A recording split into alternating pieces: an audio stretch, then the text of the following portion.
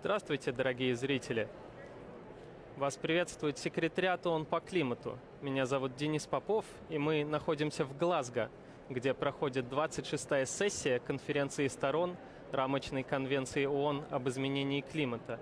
Сегодня гостем нашей студии является Идиль Жолдубаевич Байсалов, заместитель председателя Кабинета министров Кыргызской Республики. Добро пожаловать!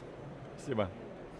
Мы хотели бы вкратце поговорить о том, какие итоги конференции ваша делегация вынесла для себя и о том, как изменение климата затрагивает вашу страну.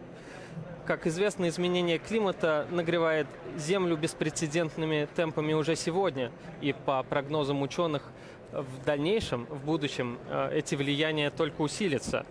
В Кыргызской республике повышение температуры приводит к более частым и интенсивным экстремальным явлениям, таким как непредсказуемая погода и все большее число стихийных бедствий. По данным ученых, для Кыргызстана последние 20 лет стали самыми жаркими за всю историю метеонаблюдений. Ваш президент, выступая сегодня на конференции сторон, заявил, что Кыргызстан стремится достичь углеродной нейтральности к 2050 году. Расскажите, пожалуйста, нашим зрителям, как ваша страна намерена достичь этой цели и какая помощь международного сообщества может быть полезной в этом деле? Спасибо большое.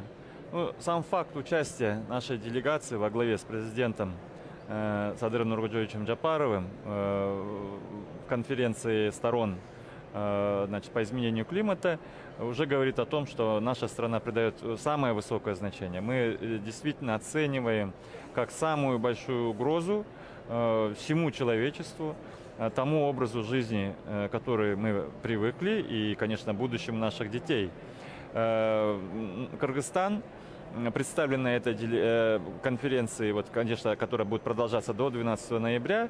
Об итогах говорить пока еще рано, но первые 2 дня состоялся саммит мировых лидеров, и наша страна была единственной в Центральной Азии, представленной главой государства. Мы, как вы уже сказали, президент Джапаров в своем выступлении представил наши цели, мы считаем они амбициозными, но в то же самое время нам хотелось бы подчеркнуть, что Кыргызстан по оценкам многих мировых рейтингов уже по сравнению с 1990 годом, по некоторым оценкам, сократил выбросы углекислого газа до 60, даже 70%, потому что в 1990 году Кыргызстан, как советская Киргизия, конечно, обладала большой индустриальной базой. И с тех пор мы действительно очень много чего сократили. Мы и дальше берем на себя высокие обязательства. В то же время хотелось бы подчеркнуть, что эти обязательства не должны приводить к ухудшению экономических условий для развития нашей страны, для развития нашей экономики, создания рабочих мест. Тем не менее, конечно, мы очень рассчитываем на международные, современные технологии, которые помогут нам, в том числе, обогревать дома или приготовление пищи, все гораздо более экономичными, вещами. И топливо, конечно, те же самые электрические автомобили. Но Кыргызстан, вы должны понимать, это самое отдаленное от всех морей государства мира. Мы находимся в самом центре Евразийского континента. Мы высокогорная страна, мы находимся, обладаем большим гидроресурсом. Наши ледники тают, как вы сказали, они тают не только от повышения температуры, но также, конечно, безответственного отношения к ней самими людьми и некоторыми международными транснациональными корпорациями, которые, к сожалению, не совсем ответственно за прошлые годы, за первые 30 лет нашей независимости относились к нашей природе.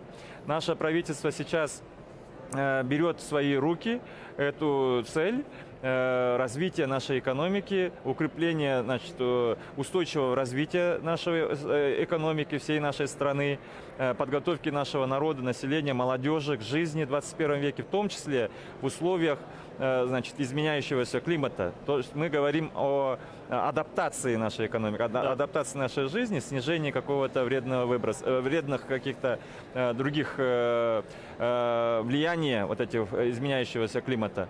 Поэтому я еще раз хочу подчеркнуть, наше государство, как ответственный член мирового сообщества, будет делать все возможное в своих руках вместе со всеми остальными правительствами во имя будущего нашего человечества и во имя будущего, будущих поколений, будущего нашего народа.